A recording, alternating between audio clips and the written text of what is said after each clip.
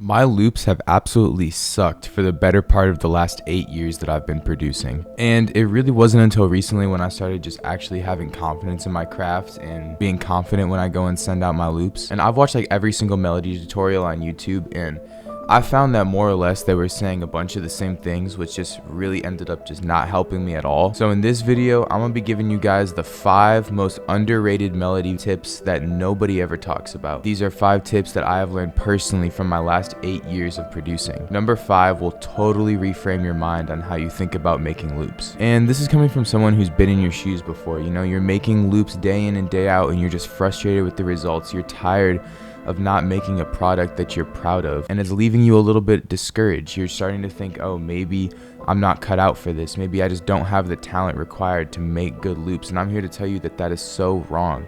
You can make amazing quality loops if you just put in enough time and you know what to do. So my goal with these 5 tips is to save you the 8 years of hassle and have you start making amazing loops by the end of this video. And I'm not here to give you another band-aid for a bullet hole, you know, just make this chord type of tutorial. I'm here to change the way that you completely think about your creative process and the way that you approach making your loops, and this is going to solve the issue at the root. So I hate it when people waste my time, so we're just going to jump right into it. Here are my 5 most underrated tips for making melodies.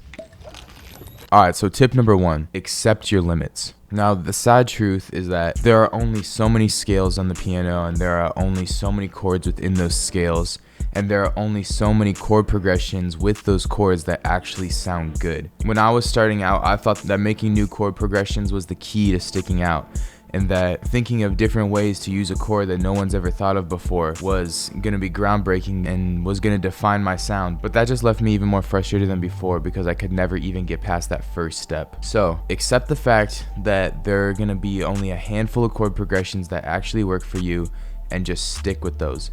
Know them and stick with them. Now, that doesn't mean that you need to limit your creativity, because there are other ways that you can be creative, and we'll talk about those later. But just know that with chords, there's limitations to what you can do and what actually sounds good. So stop trying to make new just for the sake of new. So here are my tips on this. Learn a scale. Learn a scale really, really well. For me, I know C minor really, really well. I can play around in C minor all day long. I know all the chords in C minor. If I put my hands on the keyboard blindly right now, I could probably find all the chords in C minor. So it's good to have this go-to progression or this go-to scale that you know that you can mess around with when you're stuck, because you know all the notes and it's easy for you to just kind of mess around in that scale and hear what different chords sound like together. And when you're really, really stuck, I think it's always great to have a go-to progression. And I'll show you mine right now. So when I'm feeling extra stuck, this is usually what my workflow looks like. I'll make a C minor chord, stretch it out, boom, and then copy it over 1, 2, 3, 4, 5, and bring it down to a G minor chord.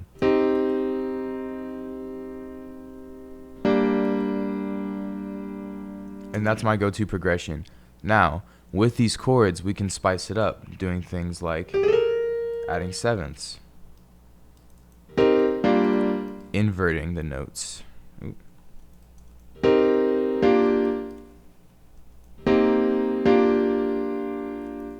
So even though I only have 2 simple chords, I can really build out something that sounds a little bit more advanced, a little bit more complex, just by adding a few extra notes and inverting notes, moving them around up and down the octaves. Now, to show you guys that I actually do use those chords a lot, here are 2 examples of recent loops that I've made that use that exact same chord progression that I just showed you.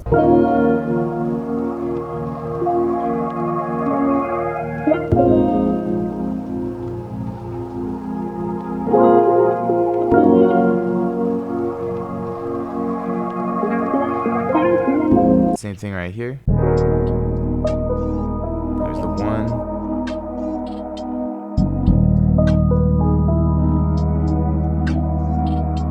Down to the 5.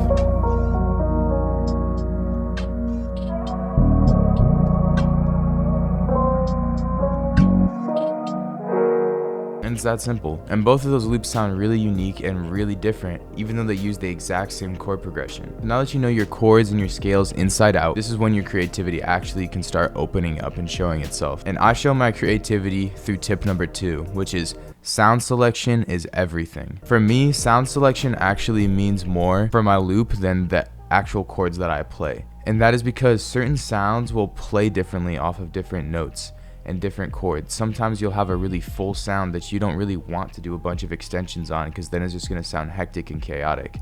And sometimes you have a more simple, thinner sound, and so maybe you do need to layer, the notes up a couple of octaves to get that full sound that you're looking for. Maybe you'll have a key sound so you can strum out the chords, or maybe you have a pad so quick chord changes won't really be heard because of the attack time. So all these things play a big role in how you actually go out and structure out your chords. So when I open up FL, the first thing that I do is I usually open up Analog Lab. That's my favorite VST of all time, and I instantly just start looking for sounds. That's the first thing I do. I find a sound that inspires me, because once I hear that one sound that inspires me, I can hear the entire progression and all of the melodies in my head. Now, I know that the biggest limitation for everybody is that they say like, oh, I don't have enough amazing VSTs, or I don't have enough amazing sounds to actually work, which is why I want to present to you guys my free Analog Lab Bank Maracai Lite. It has 15 actually usable presets, all of which are designed by me, and I am very, very picky about my sound selection, and I can honestly say that I use all these sounds. These sounds are absolutely amazing, they're inspiring, and I think it stands out to me because Maracai means putting love and creativity into the work that you do, and that is 100% a word that describes me with my craft. If you guys want to go check this out, again, it's free. It's going to be in the first link in the description. Everybody that gets the free version will also be getting half off the full version when I drop it. I'm really, really excited. If you guys hear the sounds that I'm working on right now, they're kind of crazy, and I'm really looking forward to being able to share the full version with you guys.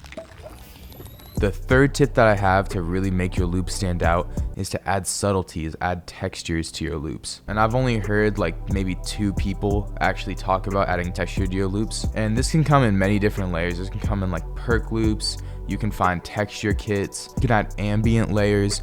You can add granular plugins like Portal, or if you want a free one, there's one plugin called Fin Micro. My boy Like Tetris put me onto this one, and what texture does is it just adds another layer to your loop. The little tiny additives are really what makes your loops sound professional, because you pay attention to the small stuff. Professionals pay attention to the small things. Now, there's one really, really famous song out there that has a bunch of texture in it. I feel like the texture just makes or breaks the song and is the only reason why the song stays interesting. The song is Solo by Future. We're gonna listen to the texture part real quick. If you hear in the background, there's those like higher pitched synth keys. They're kind of washed out, kind of sparkly in the background. That is what keeps the loops so engaging, because other than that, it's just bass and a lead, and there's really not much to it other than that. Because the textures are added in there, it just adds another layer that catches your ear and kind of refreshes what you're listening to. So textures can really add a lot to loops, even if they're minimal. And speaking of minimal, this next tip really helped free my mind when it came to creating. And that is tip number 4, it takes what it takes. There's no rules that say that your loops need to have a certain amount of sounds in order for them to be professional. If you send a loop out to an industry producer, he's not gonna be like, this is dope, but how many sounds did you use? If the loop is dope, the loop is dope. So I have some of my best loops that have only 3 to 4 sounds in them. And then I have other loops that have like 6, 7, 8 plus sounds in them with like a switch up in the middle, and those loops are also really, really good. And this is because quality is just not about quantity. Don't say like I need at least 5 sounds in my loop for it to sound good. That's just not true. Like I showed you with Solo, you really only need 2 sounds and the song is a hit. A lead and a bass is all it took for that song to go diamond. Now, before we move on to the final and the best tip I have to give you, number 5, I want to give you like a little micro tip, call this like tip 4B. Every single loop is salvageable. There's so many times where I've wanted to give up on a loop, but I told myself, no, I'm gonna sit here and I'm gonna finish it. And I sat there and I flipped it into something absolutely crazy that I never even expected. And if you guys want to see an example of how I do this, go ahead and check out my last video.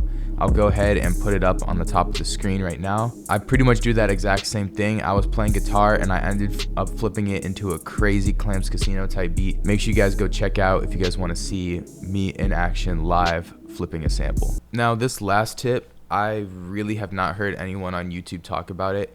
And that's crazy because this tip has been the biggest needle mover in terms of my loop quality. Be genuine and create off of feeling. Now, if you're not using reference tracks to make your melodies, I highly recommend that you do. But I used to fall into this trap with reference tracks where I would love a song so much that I just really wanted to make exactly that song. I would analyze it technically. I'd be like, okay, they're using a guitar, it's washed out, they cut it at this range, they have a slight delay on it, vintage compress, like all these things. And then I would sit there and I would get so obsessed over the technicality of the loop where I'm not even making my own loop anymore. I'm just literally trying to recreate the song, and then I get super frustrated because I can't make anything that sounds like the song. Well, of course I couldn't make anything that sounds like the song. That song is already out. That song's already been made. I didn't produce that song. Somebody else did. You know, it's not my essence in that melody. So of course it's not gonna come out the way that I wanted it to. So when I started focusing more on how the melody made me feel and really taking like a step back and thinking through a blurred lens, how would I make this melody? What is just the overall themes, the overarching structure that I need to follow?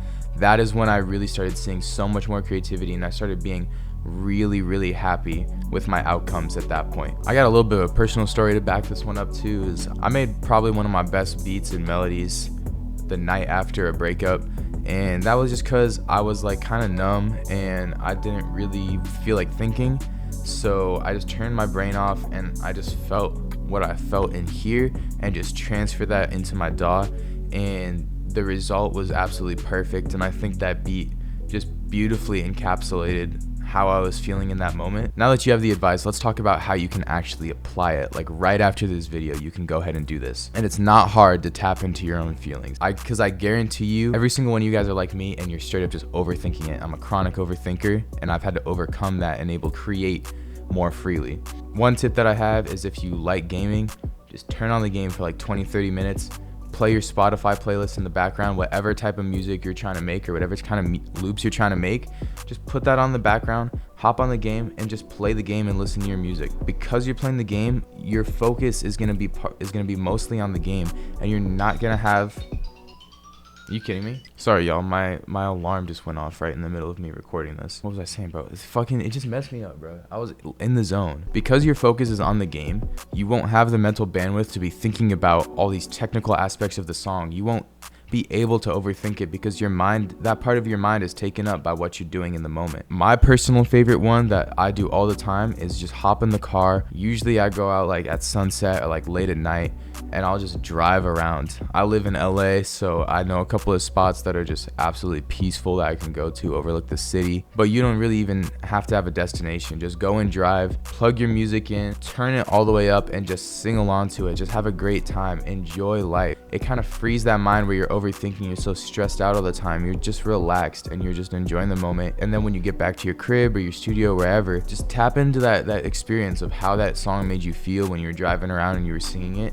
And just remember that, and then just create from there. Keep it focused on that feeling you just had, and I guarantee you're gonna see a drastic shift in your loops. I know it sounds ridiculous, and I know it sounds like superstitious or something, but I'm absolutely 100% being dead ass with you guys. This trick works. Alright guys, that's pretty much it for this video. Thank you guys for sticking with me through this yap sesh.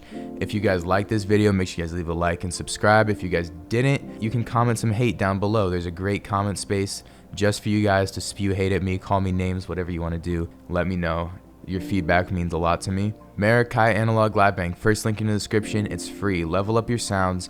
Use sounds that actually work. And if you guys want to see how I flip loops into something crazy, check out this video that's on the screen right now, and I'll see you guys next time. Peace.